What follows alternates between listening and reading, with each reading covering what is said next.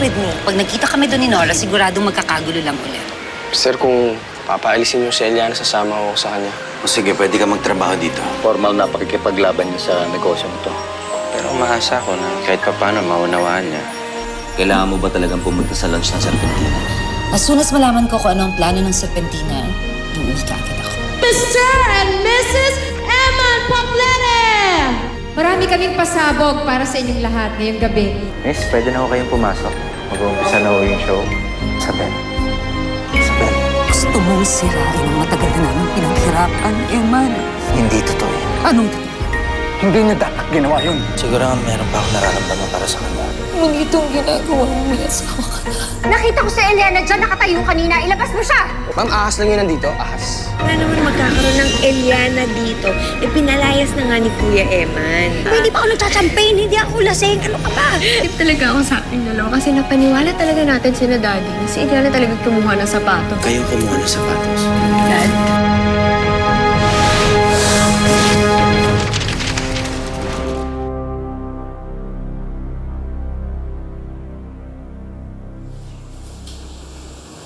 Isabel?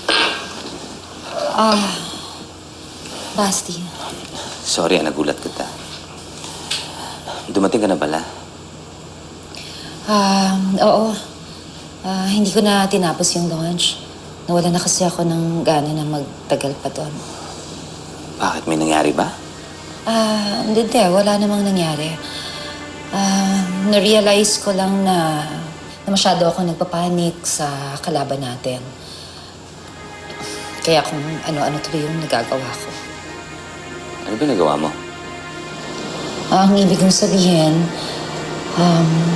alam mo naman, Basti, na hindi ko ugali na mag-i-crash ng party. Kung kakalabanin tayo ng Serpentina, then so be it. Isabel, kung ako tatanungin mo, hindi ako natatakot sa kanila. Kakalabanin natin ang Serpentina. Basta magkasama lang tayo.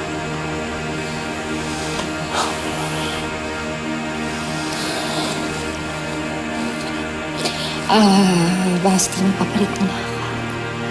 Sige.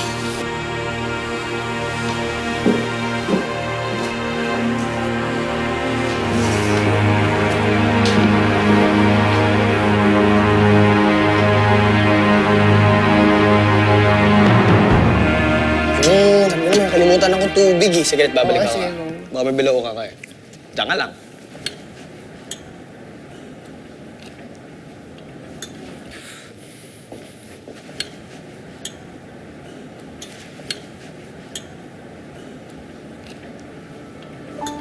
Eliana? Eliana! Julian! Anong ginagawa mo dito? Sabi kasi ni Marga, pinalayas ka daw sa kanila. Totoo yun, Julian. Napalayas na ako sa mansyon. Akala kasi nila ko yung kumuha ng sapatos eh. Pero hindi ka naman ginawa yun eh. Hindi, alam ka naman hindi mo ginawa yun eh. Kilala kita. Isa kang mabait na tao. Kaya nga nung sinabi sa akin ni Marga na pinalayas ka daw sa kanila, hinanap kita kaagad eh. Talaga? Oo, no? Nagdala kaya ako sa'yo. Pabalik-balik nga ako sa kung saan ka pinagbabaan ni Tito Eman eh. Ang bait-bait mo talaga, Julian. Ay, sa Snake Farm na plan nila Mang Eman ako nakatira. Sabi ni Mang Eman, doon daw muna ako magtrabaho. Pero secret lang yun, ah. Hindi pwedeng malaman ni Ma'am Nora at Ma'am Marga. O sige, secret. Hindi. Don't worry, your secret is safe with me. Ay, sa wakas. Nakatulog na rin ako na mahimbing dahil safe ka na.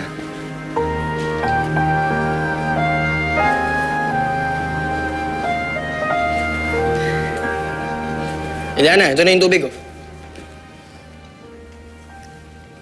Bakit ko sa putong lalaki to? At ikaw naman, anong ginagawa mo dito? Nanap ko yung CR. Tapos nakita ko si Eliana. Pare, yung CR nandun, no? Walang CR dito, yo. Ding-ding na, yo. Ay, yung CR. Doon ka lang. Nandun ba? Salamat, ah. Oh, salamat kasi umalis ka na. Titingin pa eh. Ayun yung CR, di ba? Yung ihi ka na. Oo, titingin pa ulit. Sige, Eliana.